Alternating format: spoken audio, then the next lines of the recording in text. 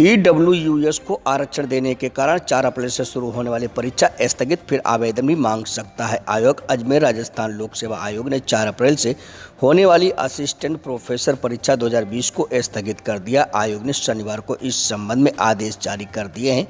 आर्थिक रूप से कमजोर वर्ग को आरक्षण के तहत अभ्यर्थियों को आयु सीमा और शुल्क संबंधी रियायत देने के लिए आयोग ने परीक्षा स्थगित की है। आयोग की संयुक्त सचिव नीतू यादव ने एक विभाग आदेश मिला है। इसमें ईडब्ल्यूएस वर्ग के अभ्यर्थियों को आयु सीमा एवं आवेदन शुल्क संबंधी छूट दी जानी है। इसलिए आयोग ने 4 से 11 अप्रैल और 28 अप्रैल से 2 मई के बीच आयोजित होने वाली असिस्टेंट प्रोफेसर कॉलेज शिक्षा विभाग प्रतियोगी परीक्षा 2020 स्थगित कर दी है। यादव ने बताया कि जैसे ही परीक्षा की नई डेट तय होगी, अभ्यर्थियों को इसकी सूचना देनी होगी।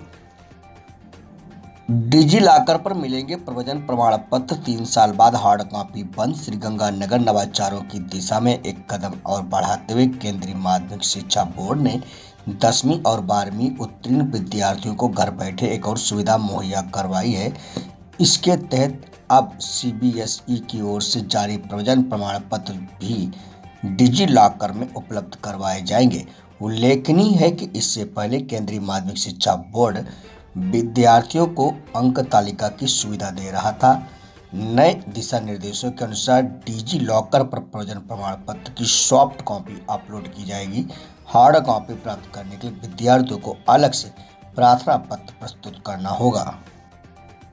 नहरबंदी में कैसे करवाएंगे रिलाइनिंग, अभियंताओं ने लिया फीडबैक। हनुमानगढ़ इंदिरा गांधी नहर में 60 दिन की बंदी को लेकर जल संसाधन विभाग स्तर पर तैयारी तेज कर दी गई है। इसे लेकर मुख्य सचिव पहले ही कलेक्टरों को निर्देश जारी कर चुके। इसी क्रम में जंक्शन स्थित जल संसाधन विभाग के सिद्धमुख सभागार में अभियंताओं की बैठक हुई।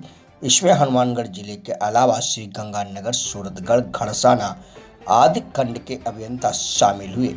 जल संसाधन विभाग जयपुर कार्यालय के chief engineer quality control Amarjeet Mehra ने बैठक के दौरान निर्माण कार्यों की गुणवत्ता का विशेष ध्यान रखने के निर्देश दिए। उन्होंने कहा कि समय पर निर्माण सामग्री पहुंचने के बाद इसकी रिपोर्ट भी अधिकारी तैयार कर लें। सभी ने गत वर्षों में हुए रिलाइनिंग कार्य के अनुभव शेयर करते हुए संभावित समस्याओं पर चर्चा कर उनके समाधान भी सुझाए।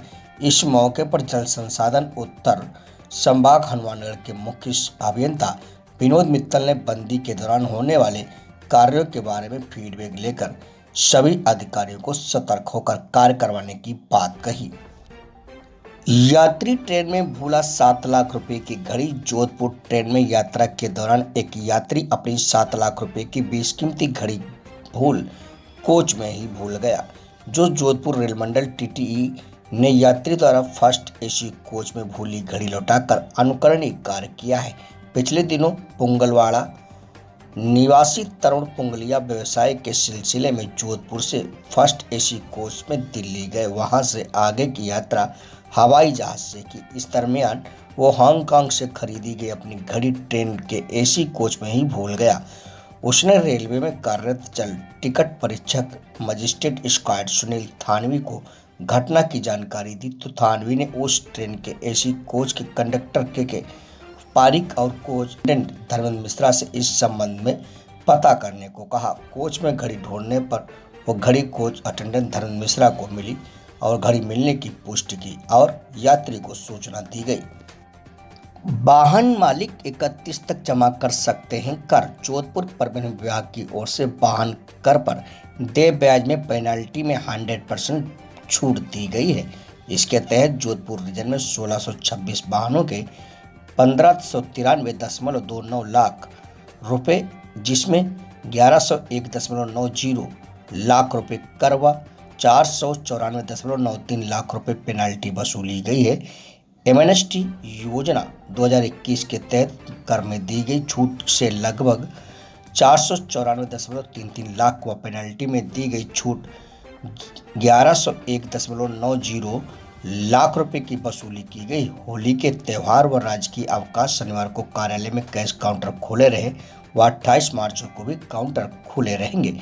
वाहन स्वामी प्रतिनिधि एमएनएसटी योजना का पूर्ण लाभ उठाकर वाहन कर जमा करवा सकते हैं।